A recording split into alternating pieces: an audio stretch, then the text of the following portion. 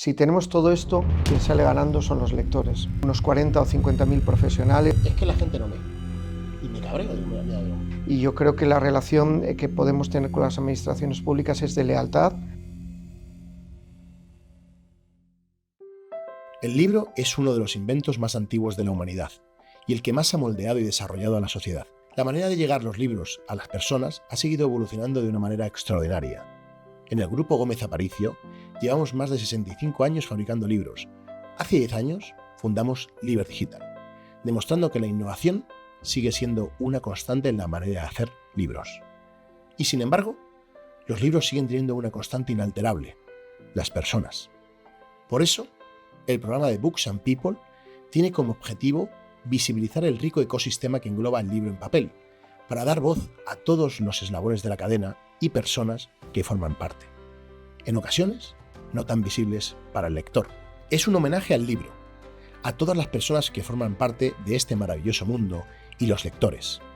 Hablaremos con escritores y escritoras, traductores, editoriales, librerías y también con oficios menos conocidos para el lector como distribuidores, imprentas, maquetación, etc., para desengranar las peculiaridades de cada ángulo que compone la cadena del libro. De esta manera, daremos luz a este mapa conceptual que hemos creado para entender la riqueza que hay detrás del libro. En definitiva, Books and People es un tributo a las personas que hacen libros y a los libros que hacen a las personas. Hoy recibimos en el programa de Books and People a Luis González, director general de la Fundación Germán Sánchez Ruy Pérez. Es licenciado en Derecho y máster en Asesoría Fiscal y Laboral, formación que ha complementado con cursos como el de Civil Service College de Londres, el de Alta Dirección del INAP o el de la Kennedy School de la Universidad de Harvard. En 1992 ingresó en el Cuerpo Superior de Administradores del Estado y desde entonces ocupó puestos directivos de la Administración. En el Ministerio de Cultura lanzó el primer plan de fomento de la lectura de España. En 2004 se incorporó a la Fundación Germán Sánchez Ruy Pérez y en ella ha creado numerosos proyectos. Es autor de varios libros y publicaciones, así como conferenciante en foros internacionales. También es vicepresidente en la Asociación Española de Fundaciones y ha sido distinguido con la Cruz de la Orden de San Raimundo de Peñafort. Muchísimas gracias por estar aquí, por haber venido. Es un honor tenerte, alguien con tu experiencia y tu recorrido en el mundo del libro. Hoy, ¿de qué vamos a hablar? Hoy vamos a hablar de fundaciones en el mundo del libro, específicamente la Fundación Germán Sánchez Ruy Pérez, de la que es director general, y de formación en el mundo del libro. Entonces, dentro de nuestro mapa conceptual que hemos diseñado, vemos una barrera que para mí, digamos, estas dos figuras de lo que es el ecosistema del libro representan prácticamente todo, ¿no? Porque de alguna manera dan soporte, intervienen en todos los procesos, desde casi agente literario, escritor, edición, maquetación, hasta casi la librería y el producto final. Entonces me parece una entrevista muy interesante en la que vamos a aprender mucho. Muchísimas gracias. Gracias por recibirme aquí. También agradecer, como siempre, a la Mistral por poder compartir este espacio con nosotros y hablar rodeados de libros, ¿no? Valga la redundancia, ¿no? Y, por supuesto, a todo el equipo de Books and People y a toda la gente que nos visualiza en las diferentes plataformas. Aunque ha habido una breve introducción tuya, me gustaría que nos ampliases la información y nos dijeses quién es Luis González y cuál es su recorrido en el mundo del libro, que sé que es amplio. Bueno, yo en el fondo empecé en el mundo del libro desde mi anterior vida. Yo soy administrador del Estado y por lo tanto funcionario. Dirigí unidades en ministerios del Interior. Antes de estar en el Ministerio de Cultura estuve llevando una cosa de I+D que luego he aplicado mucho al mundo del libro y acabé, después de una llamada de un compañero de cuerpo en la cual él repitió aquella frase del Padrino: te voy a hacer una propuesta que no vas a poder rechazar. Entonces, bueno, después de un proceso selectivo acabé como subdirector general del libro y conocí al mundo del libro desde una perspectiva y ahora lo conozco desde otra diferente, que supongo que es de lo que vamos a hablar. En el fondo, todo lo que uno hace está integrado de lo anterior, es decir, de tu infancia, de lo que eres, de lo que estudias, de tus fracasos, de tu experiencia profesional previa, de la gente con la que hablas, y al final todo eso lo combinas en un cóctel personal, es decir, que cada una de las personas somos completamente irrepetibles, y eso es lo que utilizo, ¿no? Como tal. Entonces yo soy, es imposible definirse uno mismo, ¿no? Pero soy un tipo nacido en Segovia, podría hacer como la primera frase del Buscón, yo señor soy de Segovia, mezcla de asturiano, segoviano y rodeado de libros desde el nacimiento, familia de lectores, jugando las chapas en una biblioteca de mi abuelo, en fin, siempre eso lo he tenido muy fácil en la relación con la lectura. Y lo que soy probablemente tenga que ver con lo que he leído. Tengo que decir que siempre regalamos un libro, te hago spoiler, pero bueno, es que viene al caso, un libro a los invitados. Y la verdad que como sé tu trayectoria y tu relación con los libros, me ha costado mucho elegir y de hecho al final me he aventurado por casi un libro objeto, pero bueno, luego lo descubrirás, porque digo, ¿qué le regalo a Luis? ¿Qué libro le regalo a Luis? Pero bueno, para continuar con la entrevista, porque está, digamos que la entrevista, el podcast está dividido en tres bloques. Unas preguntas comunes que de alguna manera son transversales para entender la filosofía, la perspectiva de cada eslabón de la cadena, de cada, digamos, de cada ángulo que vemos, o cada profesión. Y luego unas más específicas que hablaremos de la fundación, hablaremos también de la formación de Parix y luego unas más íntimas de los amantes. Estamos aquí porque al final todos somos amantes, todos los que venimos por el programa somos amantes de la lectura, del libro, que tienen que ver más con algo emocional y que son los libros. Entonces, continuando, y a lo mejor para alguien que nos esté viendo puede ser muy obvio, ¿cómo funciona una fundación que se dedica al libro y a la lectura? El otro día, la semana pasada, estuve en una comisión en el Congreso de los Diputados. Fuimos dos personas de fundaciones para explicar lo que eran las fundaciones y yo dije una cosa que he dicho mil veces, que las fundaciones somos como un bicho raro, que tenemos la mirada a largo plazo y, digamos, el interés general que tiene la administración pública, pero tenemos la agilidad que tiene la empresa privada, ¿no? Interesante ese matiz. Entonces, eso es cómo funciona nuestra fundación. Por mis raíces segovianas quizás, tengo una cosa un poco romana y me gusta definir a la Fundación Germán Sánchez Ruy Pérez como el dios Jano, un dios con dos caras, que una mira hacia el fomento de la lectura y la otra hacia el impulso de la innovación y la fortaleza de la industria del libro.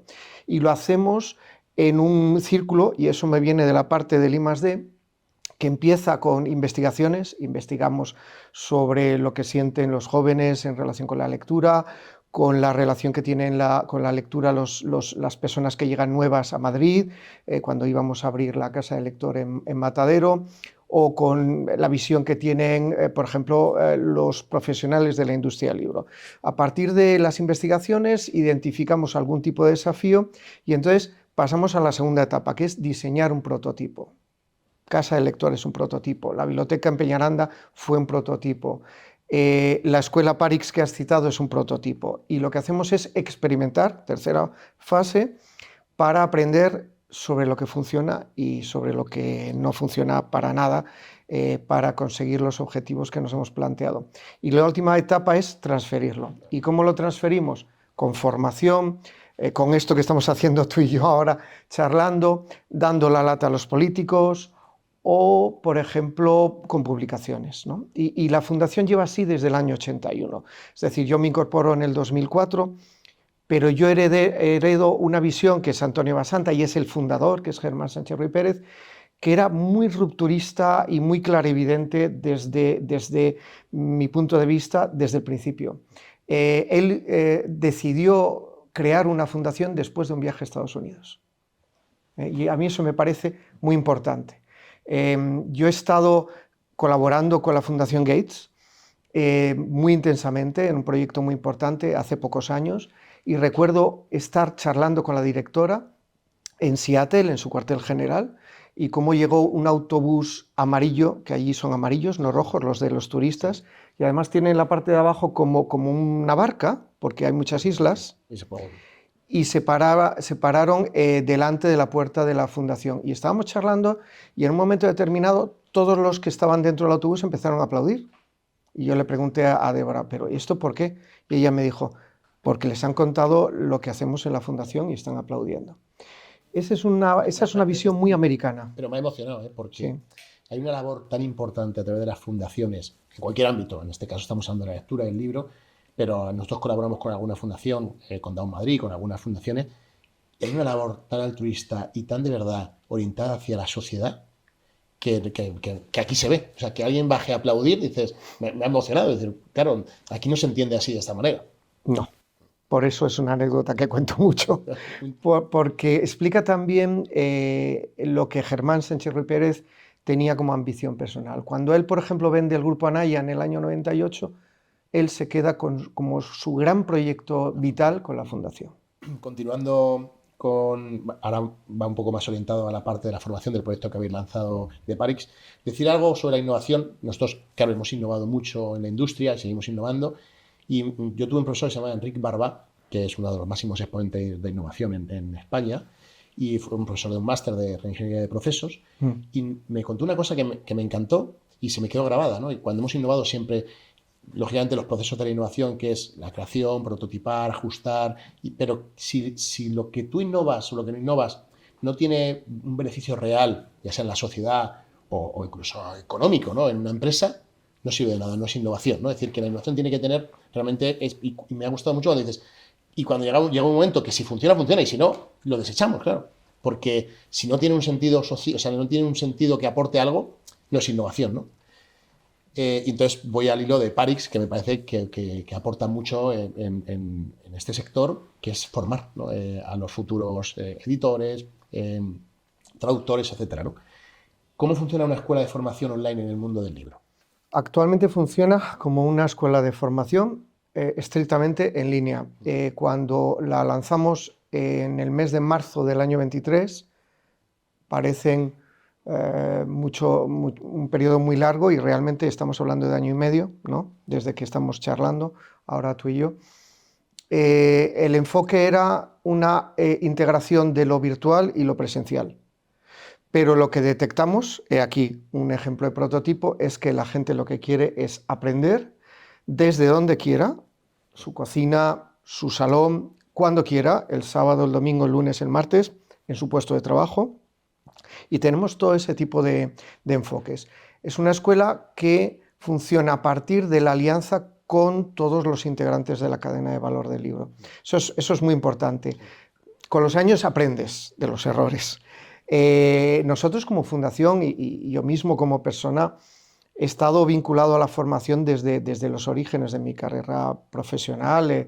Yo era un chavalín y daba conferencias y clases de planificación estratégica y evaluación a gente muy importante que luego han sido ministros y demás. Estoy hablando de los años 90. Bien, ¿qué he ido aprendiendo sobre la marcha? Primero, la importancia radical de lo digital, de Internet.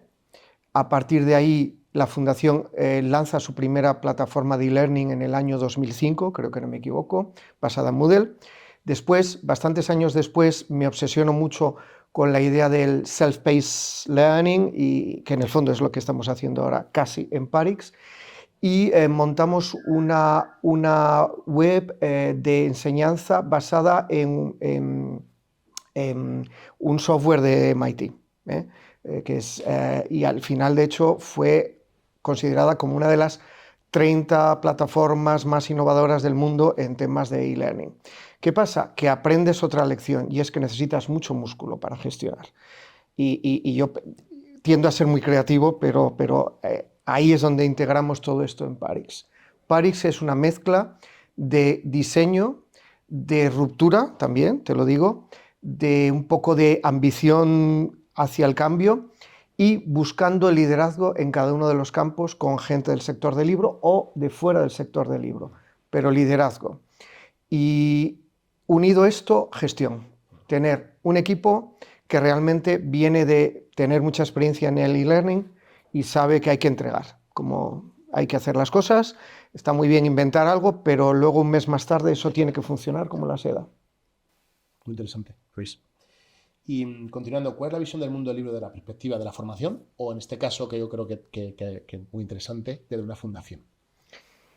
Sí, la perspectiva del mundo del libro, en mi caso, es rara porque integra lo que yo veía desde el otro lado del mostrador de la administración, como quien dice, y lo que he visto después, incluso anteriormente como lector. Integras todo. Yo lo que veo es un sector de gente como tú y como yo, apasionados, y eso es su gran ventaja y su gran debilidad. Por eso es tan importante tener una formación centrada en competencias muy orientadas al negocio, a la producción, a lo práctico, a hacer cosas y a que una librería funcione, a que una imprenta a fin de mes consiga pagar todo y generar los rendimientos que tiene que generar una empresa. Totalmente de acuerdo, creo que es muy importante para mantener un sector saludable, porque si no, ¿qué es lo que pasa en estos sectores? Yo le hablo muchas veces que nuestro sector es por amor al arte, y hay muchos oficios que se van manteniendo porque les apasiona, pero luego decías, ¿es rentable esto? Bueno. Sí, a mí me gusta mucho el enfoque italiano en muchas cosas. Y ahí yo que voy mucho por allá por temas profesionales, yo veo que ellos han integrado muy bien esto. Y eso se traduce en que luego tú vas a cualquier ciudad de provincias de Italia y hay cadenas de librerías que funcionan pensando en el lector. Y hay mucha profesionalidad en los grupos editoriales, integración vertical, distribución, librería, etcétera, etcétera. Sí. Giunti, Feltinelli, Mondadori, Hoepli. Es muy potente y cuando tienes empresas grandes innovas.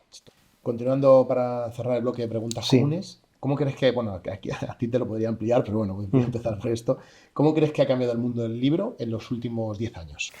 El gran cambio para mí es que, voy a decir una cosa muy manida, pero para mí fueron los momentos del cierre de la cuarentena durante la pandemia. Porque eso fue un disparador. ¿No te crees que, fíjate, ya llevamos unas cuantas entrevistas, nadie ha dicho, pensaba, me alegro. Cuando has dicho muy manido, digo, el digital, ¿no? Me ha encantado porque no lo hemos escuchado, ¿eh? Es que es lo digital, pero en ese momento se le dio a hágase. Entonces se ha lanzado todo, se ha disparado todo, se ha acelerado. Lo que un tipo que fue criticado, me acuerdo, en una reunión de editores españoles como evangelista digital, que a mí, como sabes bien, lo que me gustan son los libros del 17, 18 y demás, pero yo veía que Internet cambiaba las reglas del juego y lo veía hace muchos años, ¿no? Ahora yo creo que ya es obvio para todo el mundo y eso atañe a todas las personas que están en la cadena de valor del libro. Sí. Vamos a empezar con las preguntas específicas, primero por la parte de la fundación, que yo creo que es muy interesante y va a interesar mucho a la gente. ¿Cómo vinculan los dos campos en los que trabaja la fundación? La lectura y la industria del libro.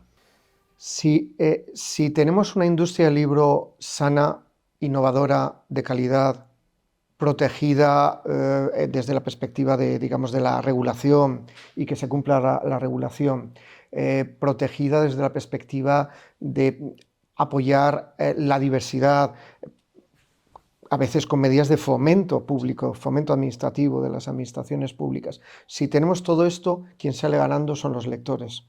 Yo veo, lo he visto durante décadas en mis viajes de trabajo en Hispanoamérica o en Latinoamérica en general, algunas de las mejores leyes que yo he visto son de allí, pero son leyes que parece que se piensa que el tenerlas es casi que tiene una naturaleza performativa y no es así.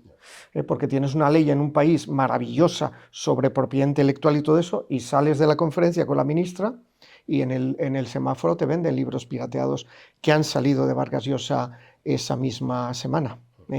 Entonces yo creo que es muy importante que haya una integración entre lo que podemos hacer desde una fundación, que somos como un laboratorio para la industria del libro, que podamos hablar con sinceridad respecto a lo que pensamos que podría interesar a la industria, que ofrezcamos servicios a la industria desde consultoría hasta enseñanza y que seamos siempre aliados y estemos a disposición de la cadena de valor del libro en España, ¿no?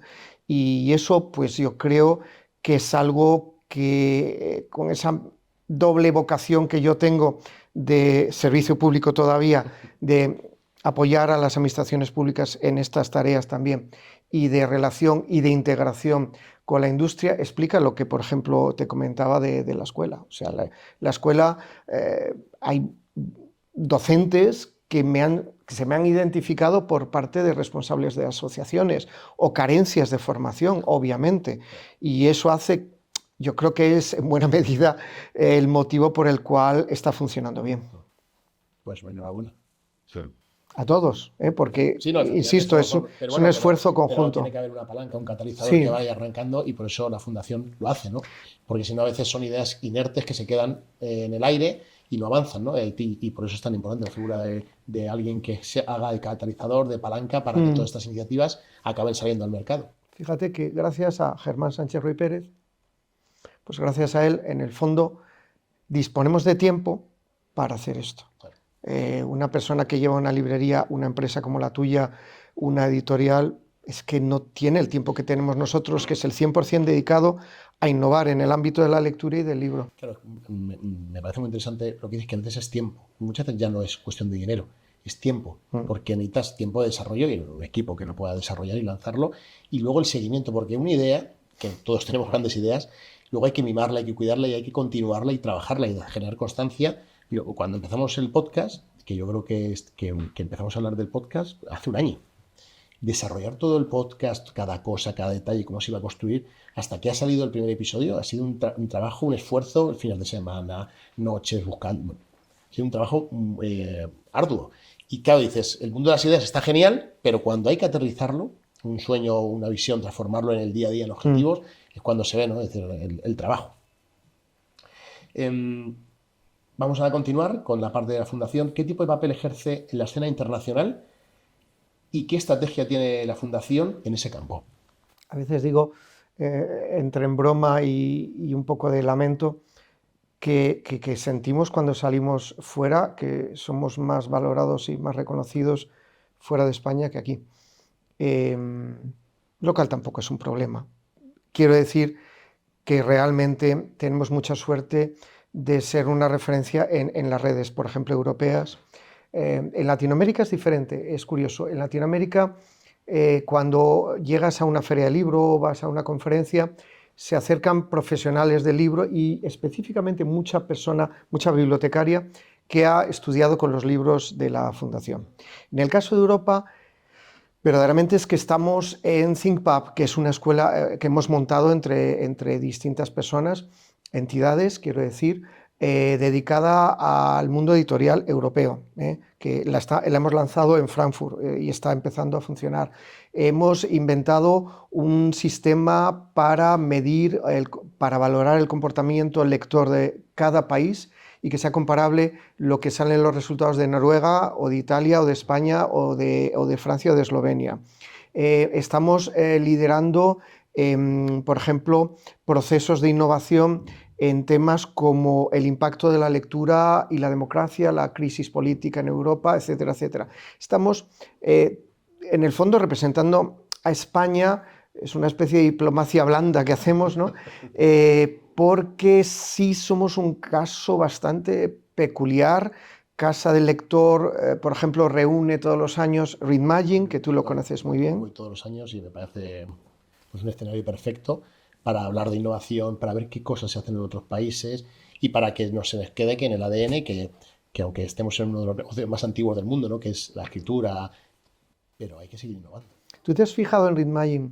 A ver, ¿tú te has fijado en que hay una comunidad de algo más de 100 personas que vienen todos los años, se gastan su dinero en un billete de avión y en un hotel y se quedan 3, 4 días en Madrid?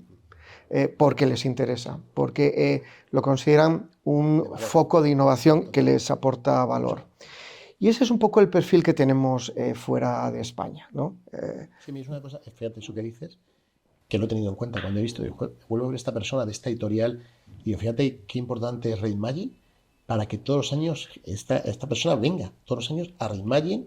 Y me ha llamado la atención, y ahora que lo comentas, pues lógicamente. ¿Y cuántos negocios han surgido entre ellos, hablando, tomándose un café? Siempre, ¿no? Surgen cosas que unas al final proliferan y otras no, ¿no? Es decir, prosperan y otras se quedan ahí, pero siempre hay una conversación interesante con recorrido, que es lo que me gusta. Es decir, que ves que hay un recorrido porque van personas o entidades o empresas con el mismo espíritu de innovación, espíritu de hacer cosas nuevas. Y a veces nos han salido cosas ahí.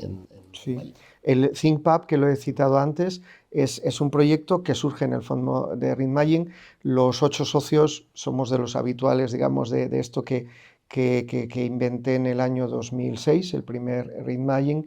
y, y en buena medida responde a ese espíritu, ¿no?, de la innovación.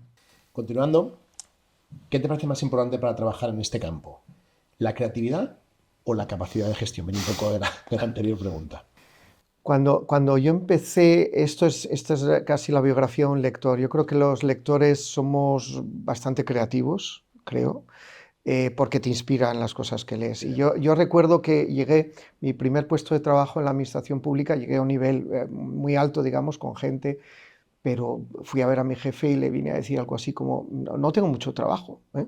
Entonces, bueno, me fui a inventar un poco mi trabajo a la biblioteca de ese ministerio y fui inspirado por lecturas de mi primera juventud y adolescencia, que es todos los ciclos de Asimov, de Fundación, Imperio, Fundación y Tierra, etcétera, etcétera, que es esa capacidad de Harry Seldon y compañía de definir escenarios futuros. Y montamos un sistema de planificación por escenarios con algunos compañeros brillantísimos, pero fíjate que me he pasado toda mi vida haciendo eso. Planificación por escenarios, dónde estaremos y demás. Bien, hay una parte muy creativa.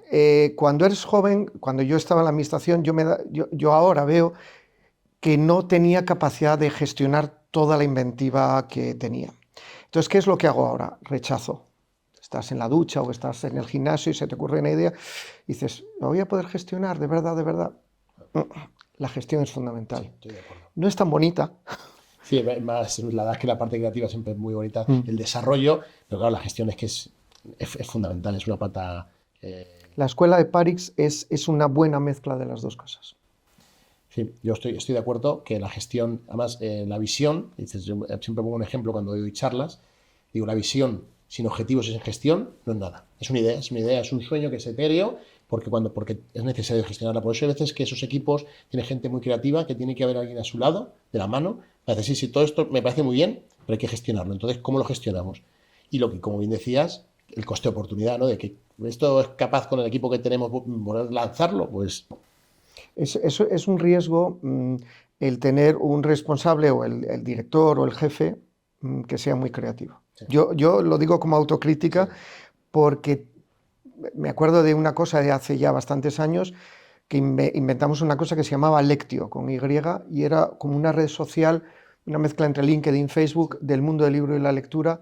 En un mes entraron unos 40 o 50.000 profesionales. Me acuerdo de un periódico, El País, que me hicieron una entrevista, era muy interesante, y se cayó en un año por incapacidad de gestionar, porque claro, eso es muy grande para gestionarlo, sí, nosotros. Era un error haberlo lanzado. Pero muy interesante, fíjate, y bueno, ahí están los números, ¿no?, que entran tantos profesionales en tan poco tiempo.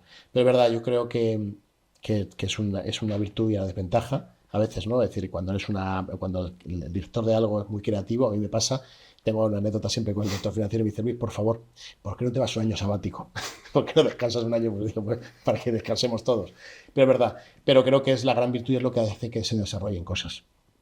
La mezcla de creatividad con gestión. Continuando, ¿cómo se relaciona la Fundación con las administraciones públicas y con las asociaciones del sector del libro? Es un poco lo que decía antes. Yo la verdad es que, claro, por razones biográficas, a mí cuando me llama, por ejemplo, la directora general del libro, pues yo me pongo en primera posición de saludo porque ha sido mi casa, y yo lo que quiero es ayudar al ministerio, en general a la administración pública, a todas las administraciones públicas. Yo creo que la gente que está implicada, por ejemplo, en un Ministerio de Cultura, lo que quieren es hacer un montón de cosas buenas, y entonces, habiendo definido un poco el papel de la Fundación, pues ves hasta dónde puedes sumarte y cómo ayudar, y yo creo que la relación que podemos tener con las administraciones públicas es de lealtad. Por ejemplo, Parix ha salido adelante, al margen de que hubiéramos hecho un estudio sobre la percepción de los profesionales de la cadena de valor del libro, que se puede descargar de la web de la Fundación, que se llama Percepciones de los profesionales del libro en la era exponencial. Ese es un título muy mío, porque está basado en Jaspers y las eras exponenciales y todo esto de los pivotes históricos. Pero al margen de todo eso y de estar la Fundación desde el año 81 formando, lo que es fundamental es la voluntad de una dirección general, de integrar una cofinanciación del plan de recuperación. Es que la vida es así. Sí. Y entonces, ¿qué es lo que supongo que ve en la administración pública? Pues un exfuncionario, de alguna manera, y una fundación limpia, que tiene en su web publicadas las cuentas, muy transparente, que cada vez que hace un contrato pues pide un montón de ofertas, o sea, somos un poco en ese sentido extravagantes, ¿no? Con las asociaciones somos, yo creo que los cascos azules, por así decirlo. El hecho de que seamos independientes, que no estemos vinculados a ninguna compañía, es una variable interesante. El hecho de que tengamos ya una trayectoria muy larga, también creo que lo es. El hecho de que ya hemos colaborado mucho en distintos proyectos con las asociaciones genera confianza. Y yo en ese sentido, cuando estoy con vosotros, estoy dentro de un mismo equipo. Sí, pero se siente de alguna manera, eso es la esencia de Reimagine, ¿no? En la que eres como alguien que interviene sin intervenir, ¿no? Estoy conectando gente, pero no intervengo, ¿no? Y decir, apoyo proyectos, pero es decir, siempre desde una posición de independencia que yo creo que es la clave. ¿Cómo percibes personalmente la situación actual de la lectura? En España, por ejemplo, Sí. Es el primer estudio que se llama Barómetro de la lectura en España se hizo en el año 2000. Yo estaba en el ministerio entonces y lanzamos el primer plan de fomento de la lectura, que fue 2001-2004, y antes de lanzarlo pensamos que era fundamental el poder tener un diagnóstico. Si tú comparas, Luis, los datos, que para mí es el fundamental, Sí, que es el del, fíjate, y en concreto un dato, el de la proporción de personas de toda la muestra, que cuando le preguntas, ¿has leído una o dos veces a lo largo de la semana anterior?, que es lo que en el estudio se llama lector frecuente. Para mí ese es el verdadero lector. Bien, esa proporción ha pasado de 34%, hablo de memoria, a 57%. Es una cosa prodigiosa en 24 años, ¿no? A mí hay una cosa que además me pasa en muchos foros y me da rabia, porque muchas veces escucho a gente, es que la gente no lee. Y me cabreo, digo, mira, digo, habrá gente que no lee nada, pero luego hay mucha gente, y mucha, que lee mucho, y bueno, ahí tenemos los datos, ¿no? Porque nosotros en la empresa siempre hablamos de que cualquier proyecto tiene que ir acompañado de un dato de inicio y un dato final, porque si no sabes si realmente lo que estás haciendo está funcionando, ¿no? Y aquí lo vemos, ¿no? De un 37% a un 54%. Es más bien al contrario, 34 o 57, pero da igual, porque los comportamientos culturales tampoco son como la bolsa, que cambian de un año para otro. Por eso a mí me llama tanto la atención. Es una tendencia única en Europa, prácticamente única. Por eso yo digo, hay que mirar hacia 10 años más tarde, qué está pasando en Alemania, en Escandinavia, etcétera. Está decayendo. La lectura por ocio, por razón de ocio, la lectura en general. Luego en España es muy interesante cómo la gente que tenía más de 55 o 60 años en los primeros estudios tenían unos índices o sea, una proporción de lectores bajísima, porque era gente que venía de una infancia con baja escolarización, con analfabetismo. Esa gente ya ha desaparecido, desgraciadamente, de los estudios, y ahora tenemos que la evolución de los que están por encima de esa edad es la que casi más está subiendo, junto con la de los jóvenes. Claro. Es bueno, esa. Hay otra cosa que me gusta mucho aclarar, que es los jóvenes. Que la literatura juvenil, una literatura que va como un tiro, lo estamos viendo con todas estas nuevas colecciones que más salen con libros con los cantos pintados. Y bueno, sí, sí. Pero cuando vas a una librería, está llena de chicos jóvenes. Sí. Y luego, por ejemplo, un tema que yo conozco en profundidad, el tema del manga, es de lo que más ha crecido estos años en el sector del libro. Y me encanta ver a chavales de 14, de 13 años esperando colas porque ha salido su nuevo manga y van y leen. Y eso es lectura también, ¿no? Eso que dices es fundamental. Nosotros defendemos mucho, estamos a favor del llamado Manifiesto de Ljubljana, que promueve una lectura ambiciosa, exigente, es decir, de cosas que te cueste leer, y eso tiene que ver con mi visión de que la lectura es como una gimnasia, y cuando vas al gimnasio cada vez te gusta más, pero es muy duro, claro. Sobre todo cuando empiezas, es un horror, pero a la vez eso es compatible con buscar una base de lectura del 100% de la población. No necesitamos que el 100%, no es viable, creo yo, que el 100% de la población lea a Faulkner o a Proust o a Borges. Sí, tenemos ahí, está viendo otro cambio que a mí me parece interesante destacar y lo he visto en varios datos y lo que hablábamos antes, el tema de, bueno, de las pantallas y los libros, el papel, etcétera. Y hay un cambio, y está pasando también en el cine, que se buscan cada vez frases más cortas en los libros porque a la gente le cuesta ya no solo leer una frase larga, un párrafo entero que no, sino también comprenderlo. Y está habiendo un problema de comprensión lectora, que eso también, que me imagino que vosotros los trabajáis. Esto en el norte de Europa está Siendo siendo catastrófico. Pero muy pasa en el cine preocupante. y me llama Sí. mucha atención porque, y esto es un efecto de las pantallas. En las pantallas estamos cada día, nos llevan, porque la dopamina funciona así en el cerebro, a buscar contenido más corto y donde más el pico de dopamina se produce cuando estás esperando a ver lo que viene. Entonces, para que eso suceda, tiene que ser algo muy corto para que luego venga, y luego venga. Y entonces en el cine hemos pasado de en un minuto a tener 13, 20 escenas, cambio de escena, de toma, a pasar a 43 de media. ¿Por qué? Porque si no la gente se aburre también en el cine. No digo hablo todo el mundo, pero es una tendencia. Y eso nos está, a mí me parece crítico de analizar y de pensar hacia dónde vamos y qué hacemos con todo esto. Tanto en las frases más cortas como en el cine, qué está pasando con la comprensión y con nuestra manera de relacionarnos, ¿no? Creo que has identificado el mayor desafío que tiene ahora mismo la lectura. El otro día en la Feria de Frankfurt tuve un debate con otras dos personas em, sobre esto de la lectura ambiciosa. Curiosamente el debate era en torno a la lectura y el papel sobre la crisis política en Europa o la democracia. Claro, el asunto es que si estamos acostumbrándonos a lo que tú acabas de explicar muy bien, ¿cómo vas a leer un artículo? ¿Cómo vas a entender una situación política con pros, contras? ¿Cómo vas a entender un white paper de, yo que sé, que analice la política exterior de un país grande si no ves que hay una discusión dentro del propio texto y tienes la opción tú de decidir qué te convence más o menos? Ese es un problemón, yo creo. Sí. Nosotros hace unos años, a mí yo soy enamorado de los clásicos, leo muchos clásicos, sé que a veces cuando recomiendo, hay mucha gente por redes sociales me pregunta, ¿qué? Y les recomiendo clásicos, que empiezo por un clásico sencillito para que luego vayan aumentando, ¿no? Y siempre digo que para mí es una maravilla leerte un clásico, que hay que entender un clásico, que los clásicos son clásicos, pero entonces montamos un proyecto hace unos años que fue una editorial y la sacamos una línea editorial que era de cómics, o sea, clásicos que están formados en el cómic para acercarlo, pero más, lógicamente, para disfrutar del formato del cómic, de un clásico, pero para que luego te atrayese realmente a leer el clásico. Porque hay mucha más profundidad, lógicamente, cuando te metes en un texto, hay mucho más que contar, ¿no? Y creo que, bueno, que eso deberíamos, de alguna manera, entre todos, ya sea desde Fundación, seguir promulgando que se lean este tipo de textos, que al final favorece a la sociedad a entender mejor las cosas bueno, pues a poder enfrentarte a textos complejos. Estoy de acuerdo.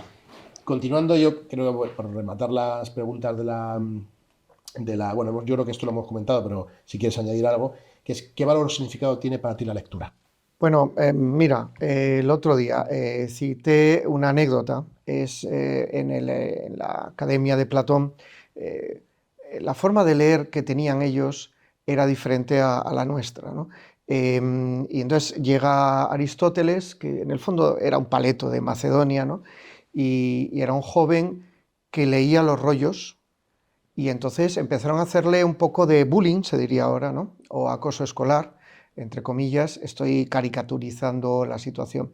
Los demás, porque la forma de leer no era esa. Ellos leían con un agnonosté, que es como le apodaron a él. Agnonosté era un esclavo que se dedicaba a leer en voz alta.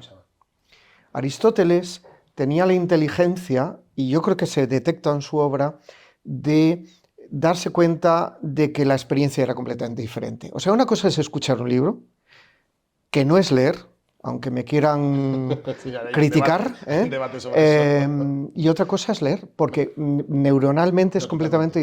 diferente. No sé en qué libro, que como leo muchos libros de pantallas, de papel, soporte de papel, que habrá que es casi algo milagroso, prodigioso. Sí, Lo es que una hace el cerebro, reingeniería. sí, lo que hace el cerebro con la lectura, y que a través de caracteres entiendas una idea, creo que es algo prodigioso en el cerebro. Es decir, que no es una cosa como es el ser humano, es el ser humano, ¿no? Lógicamente. Pues leer es transformarte. Primero, es como ser un pianista. Glenn Gould o Polinio, quien sea, cada uno, Brendel, por ejemplo, tiene una interpretación que dices, pero si es que no parece que sea la misma sonata de Beethoven, Claro. la de Gould y la de Brendel. Los lectores somos así, somos intérpretes, somos artistas, ¿no? Y hacemos una visión de lo que leemos completamente diferente a la de los demás. Interesante, ¿eh? Me ha encantado la anécdota de Aristóteles. Pues también les gustó mucho a los de la Allgemeine Zeitung. Había un redactor ahí y al día siguiente me encuentro con que me están hablando de lo que había dicho. Te habrá levantado espinas porque ahora que hay un debate sobre el escuchar, el audiolibro y la lectura. Pero bueno. Vamos un poco a unas cuantas preguntas sobre Parix. Y bueno, lo primero es cómo nació la idea de Parix. La idea de Parix, voy a ser muy breve porque ya lo he apuntado antes, es el resultado de décadas de trabajo formando a profesionales del libro. El primer proyecto que lanza la Fundación en el año 81 es una escuela para libreros, curiosamente, que se hacía en el centro de Madrid. Es esto unido a la situación que estábamos viviendo, que era lo que hemos comentado de la transformación. Entonces, integrando esto, y gracias al apoyo del Ministerio de Cultura, de la directora general del libro especialmente, lo que hacemos es encauzar las cosas para que seamos capaces de gestionarlo. Fíjate, en el otoño del 22 se nos confirma oficialmente ya que esto va hacia adelante, y en marzo estamos lanzando, no sé si 9 cursos. Y hemos montado una fábrica de producción de cursos, verdaderamente. Se nos pide que para final de junio del año 26 haya 4.000 personas con el certificado oficial de la universidad, y esto lo vamos a alcanzar en enero del 25. Entonces, es otra vez eso que te decía, gestión también. Bueno, continuando un poco algunas cuantas preguntas, que bueno, esto queda bastante claro un poco la función de Parix y bueno, los objetivos que estáis cumpliendo. ¿Cuáles son las principales áreas de la industria editorial que cubren los cursos? Se dirige desde a los autores hasta los libreros, es decir, todos, comunicación gráfica, edición, toda la cadena de valor. Y también con competencias inicialmente muy transversales y ahora con competencias muy específicas que le pueden interesar a alguien. O sea, es ese tipo de mezcla. Sí, yo hace poco estuve colaborando en la parte de sostenibilidad, un día que tuvimos una charla ahí sobre sostenibilidad, no solo en la parte de la edición, sino en la parte industrial, ¿no? Que también tiene mucho que decir ahí. ¿Y qué perfiles de estudiantes suelen inscribirse en los cursos? Hay dos perfiles, por hablar rápidamente de esto. Hay un perfil de gente que ya trabaja en el sector del libro y hay otro perfil de gente que ha acabado los estudios universitarios y que su ilusión es trabajar en una librería o una editorial, por ejemplo, ¿no? Hay mayoría del primer grupo y dentro de ese grupo hay una clara mayoría de gente del sector editorial. Yo creo que ahora empieza un curso que directamente lo hemos organizado con CEGAL, subirá bastante el mundo de los libreros, de las librerías. Y digamos que eso sería un poco el resumen de los perfiles. Muy mayoritariamente mujeres. Cuando digo muy mayoritariamente, están en torno al 70% mujeres. También es cierto que por lo menos en la parte editorial hay un porcentaje también, mucho peso de la mujer. Sí, ¿no? Y de todos los alumnos de Parix, alrededor del 50 y muchos son del mundo de la edición. Bueno, esto es un poco así, pues como ¿podrías compartir una historia, una anécdota sobre que haya contado algún exalumno, sobre lo que ha aportado, alguna cosa curiosa? A mí me parece curioso que haya gente de un nivel muy alto directivo. Yo no lo sabía. Mis compañeras que trabajan en la escuela de libro, curiosamente, vienen de otras industrias, precisamente trabajando en el tema de la formación, y no tiene por qué sonarles un nombre u otro. Y de repente un día estás en Readmaging o en algo de Parix, en un evento de estos que hacemos, que llamamos bootcamps, y de repente se te acerca y empieza a hablarte de su experiencia como alumna, ¿no? Y te quedas. Y curiosamente muy positiva, ¿no? Entonces, para mí eso ha sido una tranquilidad. Ese día dormí bien. Sí, lo estamos haciendo bien. Sí. Totalmente. Ya estamos terminando un poco la parte del segundo bloque de preguntas específicas, tanto de la parte de Parix, formación del mundo del libro, y la parte de la fundación. Y bueno, simplemente hablar de, además, como tú tienes ese ADN tan innovador, ¿cuáles son las tendencias futuras que crees que marcarán la formación del mercado del libro? Mm. Bueno, hay que hablar siempre de esa señora de la que habla todo el mundo, la inteligencia artificial. Bueno, es una pregunta que además como sé que a ti te gusta tanto que quería hacerte. Viene en breve un invitado o invitada que hemos tenido conversaciones sobre esto y hemos leído libros escritos por inteligencia artificial y luego mixtos y hemos hablado mucho sobre estos temas. Yo pienso, que me equivocaré probablemente, que va a haber una transformación muy radical en la cual se va a utilizar este software, estos algoritmos de gestión de información compleja, que se llaman erróneamente, desde mi punto de vista, inteligencia artificial, como si fuera un ser, ¿no? Un poco de Asimov. Sí, sí. Bueno, yo creo que va a haber un aprovechamiento muy claro para suprimir tareas con poco valor añadido, repetitivo y demás. Y eso va a ser una transformación inmensa. De hecho, siempre se pensó, nosotros que estamos en la parte industrial, siempre se pensó que, voy a hablar de destrucción de empleo, que la destrucción de empleo vendría por la robótica física, ¿no? Pero la mayor destrucción de empleo, por decir algo que luego se transformará, o no hablemos de destrucción, sino de transformación, viene de la robótica, del software, de los procesos, muchas veces administrativos, etcétera. Sí, ¿y qué va a quedar entonces? ¿Qué será una escuela? ¿Qué competencias serán necesarias? Precisamente, y habrá que pagar más a la gente del sector, Claro. Porque serán puestos más cualificados, todo lo que es humano. Y a lo que vamos, y lo observamos, yo lo observo en mi casa, y lo observamos con la siguiente generación, es a valorar precisamente el libro por el contenido, pero también por el objeto, por la experiencia sensorial. Eso que comentabas, los lomos, las letras doradas, cada uno en su estilo. Yo en esta librería estoy viendo unas ediciones maravillosas de editoriales que no quiero citar, pero que admiro mucho, ¿no?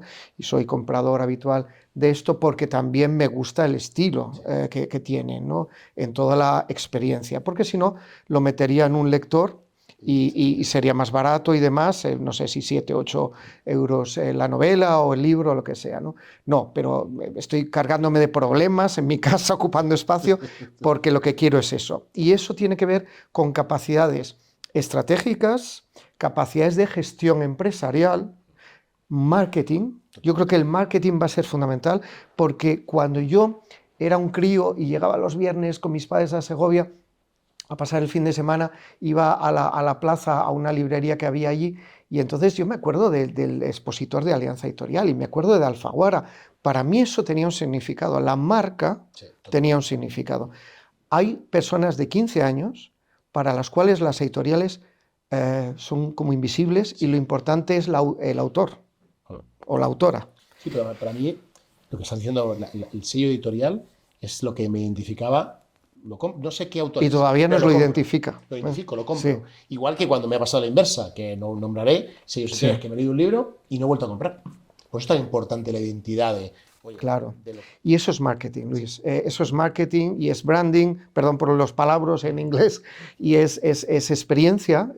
Cuidado, es muy importante la experiencia del lector / compradora de libros, ¿no? Eso es muy importante. Como has abierto el melón de la inteligencia artificial, aunque no te guste el nombre, solo un poco por rematar, ha habido un debate importante en Frankfurt sobre cómo se acota los derechos de autor, de dónde viene esa información que al final, digamos, gestión compleja de información que realiza la inteligencia artificial. ¿Qué conclusión sacas sobre cómo intervendrá la inteligencia artificial en el mundo del libro, ya sea en el diseño o en las autorías, etcétera? Yo ahora mismo puedo componer una canción y decirle que sea estilo Kraftwerk o estilo Smiths, por ejemplo. Se me ve que soy viejo. Y no va a ser lo mismo. Nunca va a ser lo mismo.